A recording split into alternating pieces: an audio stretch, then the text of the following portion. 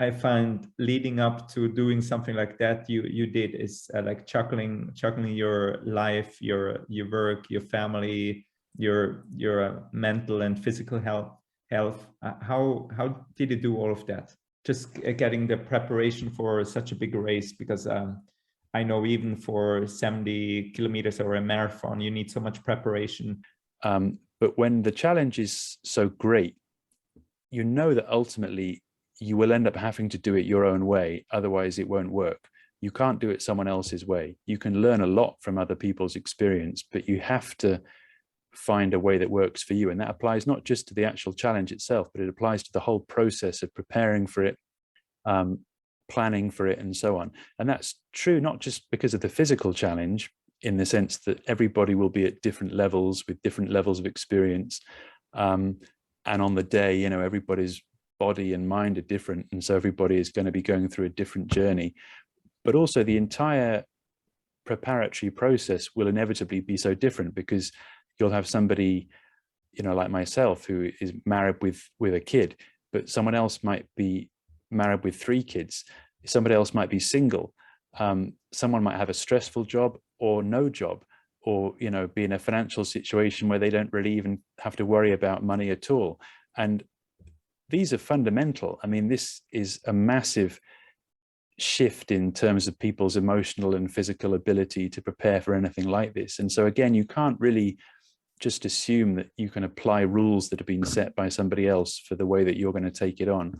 And that's a hard thing to get your head around at first, because we're ingrained now, almost because of how much information we're exposed to through, say, social media, to constantly compare ourselves against benchmarks that other people have set or that society has set.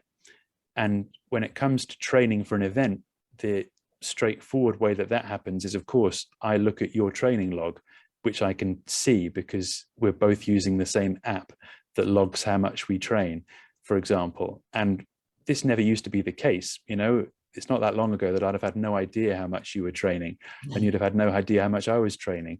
But now we almost have too much information. So now I can see exactly how much you're training. So if you go out for a 2-hour run, I feel like I have to. If you go out for a 3-hour run and I didn't, I start feeling negative emotional reaction to that. And I feel pressure and I feel angst, and I worry about the idea that perhaps I'm not training enough just because you trained more than I did. And this is something that is always hard to get over. It doesn't matter how experienced you are. The more information you have like that, it can be very useful, but only if you're using it in the right way. And again, the journey I went through with preparing for this was difficult, because since I had so little experience, I had to try and learn as much as possible from other people's preparation process.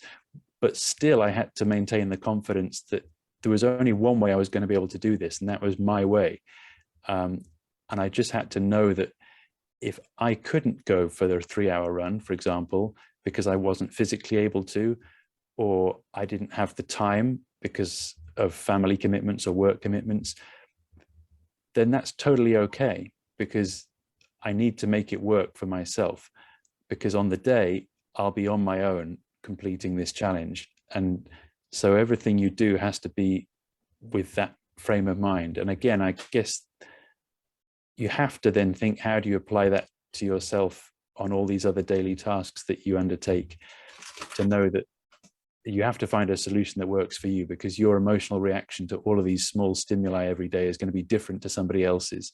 And that was a challenge for me during this event, but I think I overcame it actually relatively well. And that meant that I never particularly worried too much about other people's plans. I just had to watch my own progress, look after my own body, sleep as much as my body told me I needed to, rather than pushing too hard.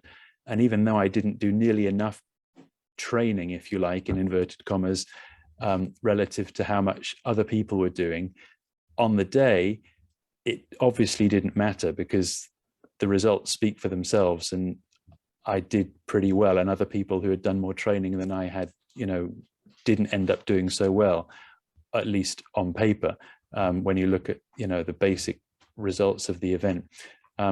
but I know that if I'd done exactly the same as them, you know, it definitely wouldn't have worked out for me. So this is important, and a lot of it isn't necessarily about the really boring statistical differences between person A and person B. It's about the emotional journey that you go on during the preparation process, based on the people around you and, you know, your own individual needs. And so this is something I think to learn from, certainly for all other future challenges.